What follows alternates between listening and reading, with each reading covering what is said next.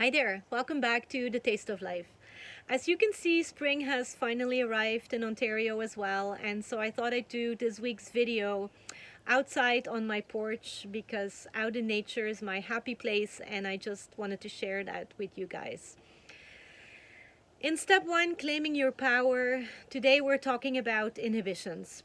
Inhibitions and how to shift your mindset and free yourself of these restrictions, these limitations, to the fullest expression of who you really are.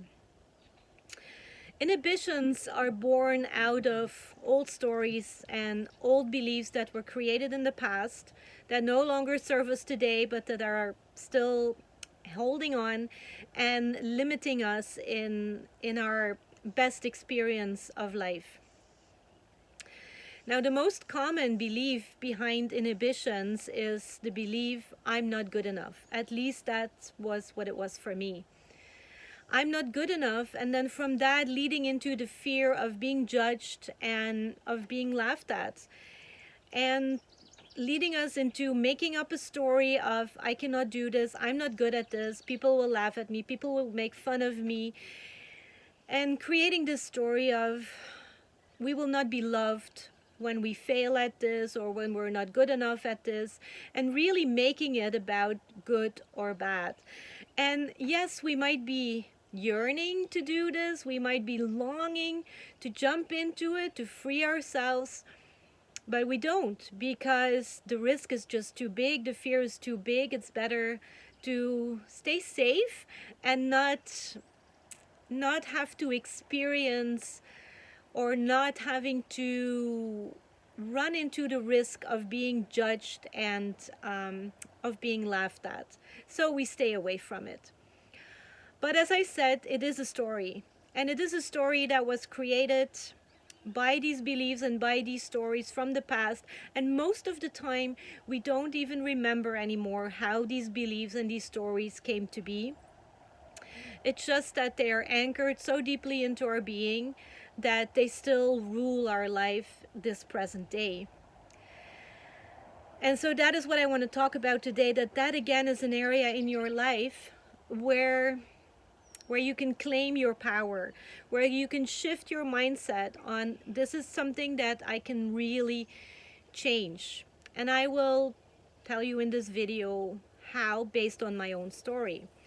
So in my book, the story is called Tasting Life in a Dance. And it's about my inhibition that I never felt free to move or dance, but that my heart really was yearning to give in to the movement that was inside of me. As a child, I wanted to be a ballet dancer. And I never even went and took ballet lessons. Why? Well, because in my mind, ballet dancers were these pretty slim girls with long shiny hair, and they were definitely not short girls with frizzy hair that didn't know how to move like I saw myself. So I never did. And growing up at weddings, parties, I was longing to go out on the dance floor and dance, and I was jealous of all those people who could move freely and really just express themselves any way they wanted to without even bothering about who was watching or whether what they were doing was good or bad or whatever. But I never did. So I was always sitting at the edge of the dance floor, and I could feel the music in my body and I could feel the movement of the dance in my body, but I never did. Or I would go on the dance floor and just feel really, really awkward and really not letting the movement that was inside of me come out. So it was indeed quite an inhibition, and it was caused by my belief that I was not good enough. I would not be good at dancing. And so I would make a fool of myself on the dance floor. People would judge me, people would laugh at me, and I would feel really, really bad and unloved. The shift came again, as always, after my cancer diagnosis in 2011, because that is when I decided to go on the journey to find my real self, to be real, and to really give in to whatever it was that my soul was asking for, to shine my light, and to really step into the fullness of this life with both feet.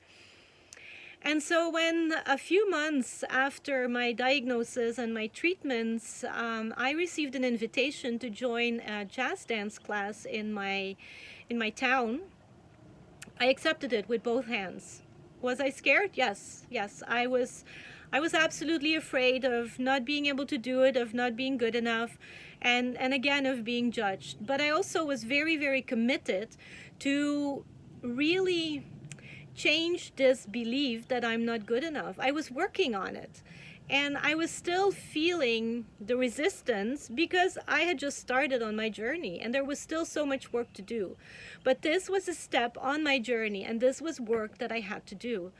So I took the dance class and it was absolutely freeing. Now I have to say, I was held in a very safe embrace by the teacher and the other students, and I felt loved and I felt safe.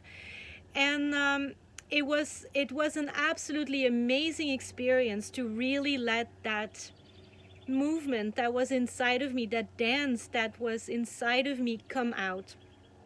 And I even took it so far as to actually do 3 performances on stage with the dance group. It was something that I never thought possible, but I did, and it was liberating and freeing in the most fabulous way.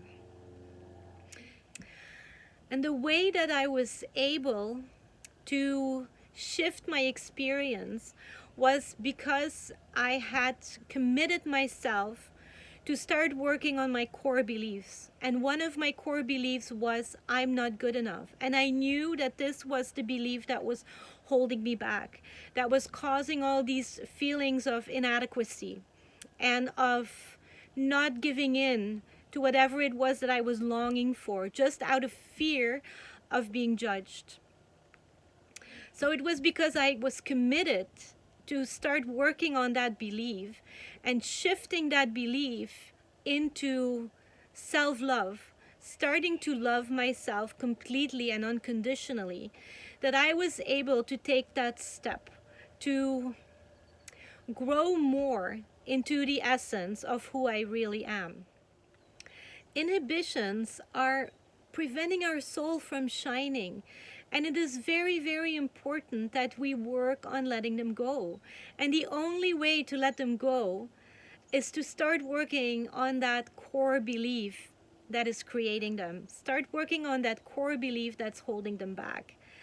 Start working on loving yourself unconditionally, no matter what. Because, you know, inhibitions, they are not real. There is no good or bad. There is only the expression of who you truly are. And that is always fabulous, no matter what. So that is basically what I want to tell you today. It took me years and years to be able to express myself freely. And in my book, it's about dance. But it's doing these videos. It's writing my book. Like, I was holding myself back in so many ways, just out of fear of not being good enough, just because of this very, very old belief. Whereas all the time, the only one who was judging me was me. It was a story that I created that other people would judge me or laugh at me. It was not real. There is no good or bad. There is just you and the fullest expression of who you are.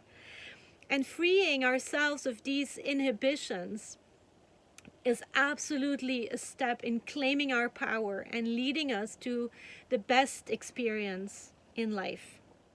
So I don't know what your inhibitions are. I don't know, maybe your soul wants to express itself through movement or singing loudly, whether it's off key or not. Or maybe you want to write a book or express your thoughts in one way or another, meet new people, whatever it is.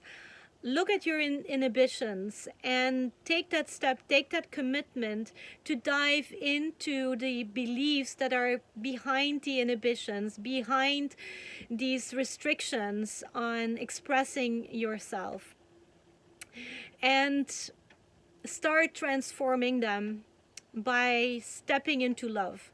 Because inhibitions are born and fueled out of by fear. And in the presence of love, fear disappears. So really open yourself up to loving that beautiful, perfectly imperfect being that you are.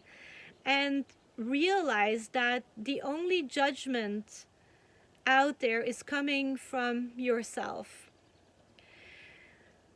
That is what I want to leave you with for today.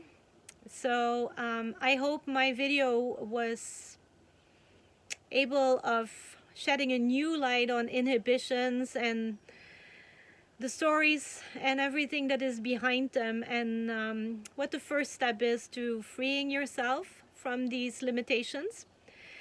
I thank you for watching today. As always, if you want to reach out to me, my website is listed below.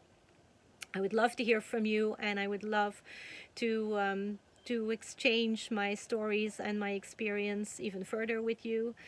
I hope you will join me again next week when we will be talking about the noise and the chatter in your mind and how to claim your power in that area of your life.